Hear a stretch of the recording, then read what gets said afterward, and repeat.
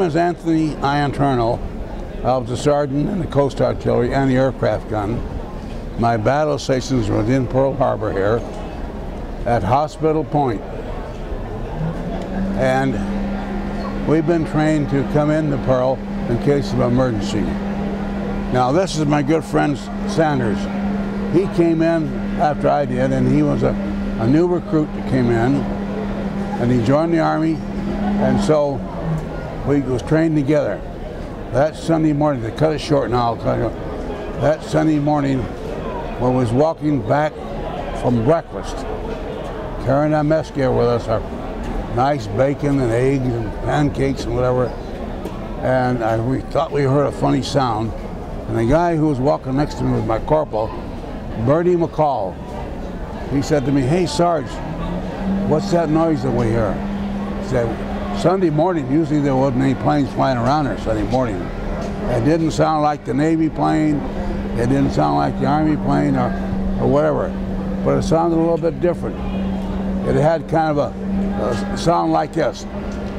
American plane would sound ooh like that, but the Japanese planes had a two-tone sound, woo, woo, woo, woo, woo." And being trained at the airport all the time, we could identify planes by at night or in the daytime or the silhouette or the speed or whatever. We knew it was a Japanese plane, and just about that time, that plane came in like there, and it came right in front of us. It was a torpedo bomber, big torpedo under this bow. And he swung around, he dropped the torpedo in the bay. That is when I ran into the barracks, and I told the guys, because he had looked down and saw me, and with his eyes I could see he was going to open fire. He brought his machine gun around like that there, right down. He could see me walking on the ground. I was only 50 feet above him. That's how close he was, that's how low he was flying. And when he started firing, I could hear bullets hitting around, hitting the barracks, hitting the ground, and concrete or whatever. And I ran into the barracks, and I told the guys, "All right, everybody outside, because the Japanese are attacking us." Now this is Sunday morning. They don't believe a Sunday morning that they should have to do anything. That's a day off for the Army. I suppose all the rest of the service is the same way. And so I said, "No, get outside, the Japanese are attacking us." They said, "No, we won't." About that time, a bullet came through the roof. It hit the guy on the side. His name, I still remember his name. His name was Ernie Younger. Yeah. Ernie Younger. Yeah. And about that time, when they saw that happen, the blood, they all ran. They knew that Japanese was attacking us, so they all ran outside. Now we don't have any ammunition. We grabbed our rifles and we ran out. Because the rifles are stacked right in the front of the doors. We come in, we put the rifles in a certain place, and when we run out, we grab our rifle. We don't grab somebody else's rifle. But when we got outside, we had no ammunition. Well, at the end of the barracks, there's a supply room. And we know there was ammunition there for the rifles, because we used to fire our guns at Camp Malacoli, which is out here at Barbers Point. We used to go out there and fire our guns, because if you shot at a plane that's towing the target, the shells would go out over the ocean and down in the ocean. And if you can't shoot around here, too many people might get hurt, see? So it was out of Barbers Point. Anyway, I knew that the problem was not too good with a rifle shooting at a plane. But we had some 50 caliber ammunition in that supply room. So we grabbed that 50 caliber ammunition. Each canister had about 250 rounds per canister. So that gave us about 1,000 rounds. And it took us a couple of minutes to get the gun set up. We had the yoke, the legs, the yoke, put the gun on and put some water in it, because it's a water-cooled 50. Now by this time, about 30 of those torpedo bombers had flown by. So there was about 10 or 12 more left. This is when we started firing at those planes, and we got to them. But we didn't know we had shot them down yet because the planes were flying so low. You see all these trees you got around here? They're flying so low. Once they go past the trees, you don't see them anymore. Well, they flew a little farther to Barber's Point, which is a hospital out. Barber's Point is a, what they call it, a lighthouse. And they reported the 2 planes went down. So about a week later, our commander came down from Schofield Barracks and said the report was that we had credit for shooting these 2 planes down. Why? There was nobody firing at that part of Hawaii. Maybe you had a lot of fire here in Pearl Harbor, but not at Barber's Point. Who was firing at Barber's Point? We were. So they gave us credit for the 2 planes shot down. So now I'm going to tell you another story. I'm going to let him tell you another story. On the island of Bougainville, he was my gunner, one sharp gunner. I was a sergeant, he was a corporal. And he'll tell you his story. Go ahead, you want to tell him. You want to take this over here? That's all right. I guess right there. Before you, how old were you when you joined? I was 21 years old. Let me show you something. Let me show you something. This one I was 20 years old in Honolulu. This was taken in Honolulu when I was 20 years old. I've had that ever since. Oh. Well, I'll tell you what happened a little bit on Bougainville. Japs come over there every night or two bombing this, and sometimes we'd have night fighters up. And when the night fighters up, they'd usually call and tell us to hold our fire because we had night fighters up. Well, this one night, a Jap plane come in, dropped a bomb on the end of the runway, and one of our searchlights come on, and I seen the rising sun on the side of it, and I gave order to start firing. So we shot that one, and it circled around and hit the ocean out there. We got that one, and we figured we was going to be in trouble because the captain called out and wanted to know who's doing the firing on the plane out there. Tony said Sundown's crew, that was my crew. And then when they found out the Jap plane was shot down, oh, we were pretty good heroes right there. Well, not to interrupt, but the captain called me and raising holy hell with me for firing when we had an all clear condition. See, but this Jap plane flew over the top of the trees so low, they flew down like this here along the runway and dropped a bomb down there. That's what tipped us off with that bomb one down there. And I saw him and I said, Sundown, open the fire. He did, he opened fire and we shot that plane down. Go ahead, now you finish. You known each other all these years? Yes, I know him, and he lives in West Virginia. I live in California.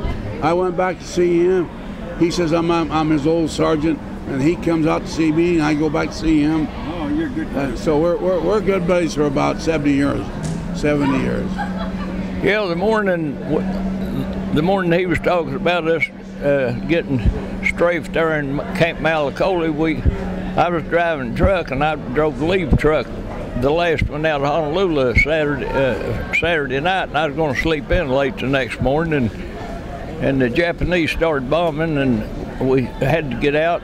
On the way to motor pool, they strafed the street as we were running down. We got behind the theater there, and then while we was in motor pool, they come back and strafed again. I got under the truck, put my arms and legs around the drive shaft, and I hear the bullets hitting the truck, and we finally got our guns and ammunition loaded and got into Pearl Harbor.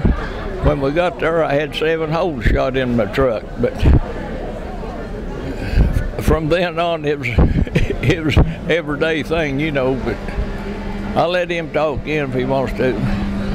Well, I want to talk a little more about the schools, because I go out to schools at least for about the last 40 years. I've been going out to schools at least 10 or 12 times a year.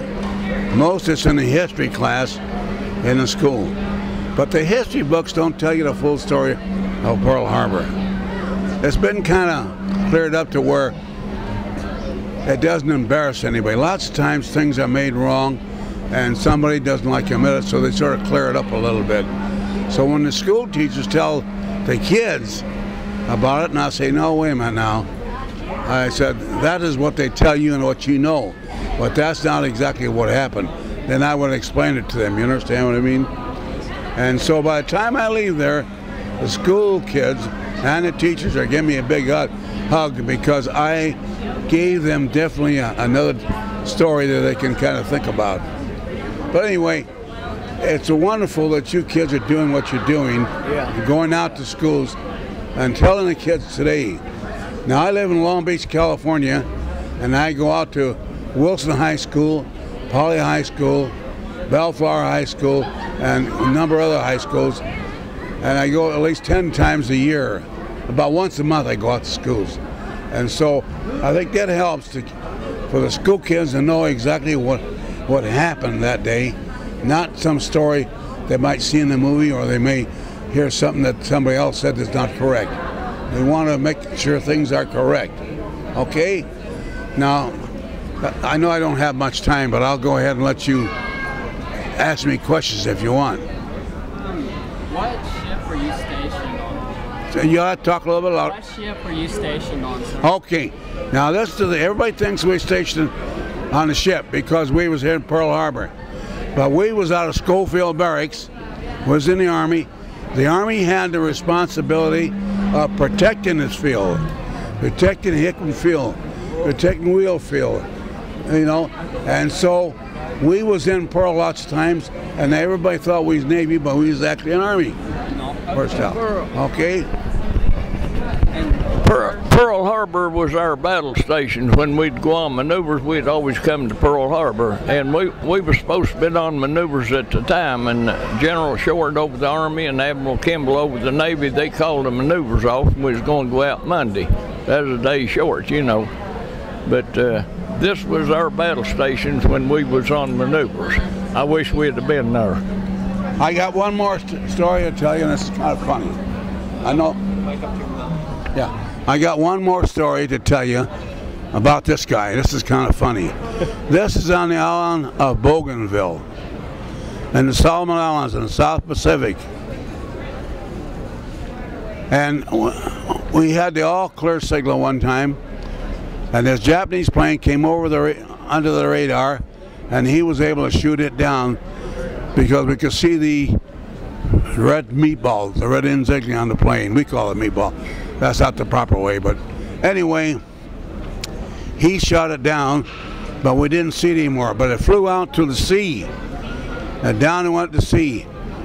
And then the 4 American destroyers saw them go down and reported to the 14th Corps headquarters. We was not like in a division, we was in the 14th Corps headquarters. And said, well, they shot the plane down.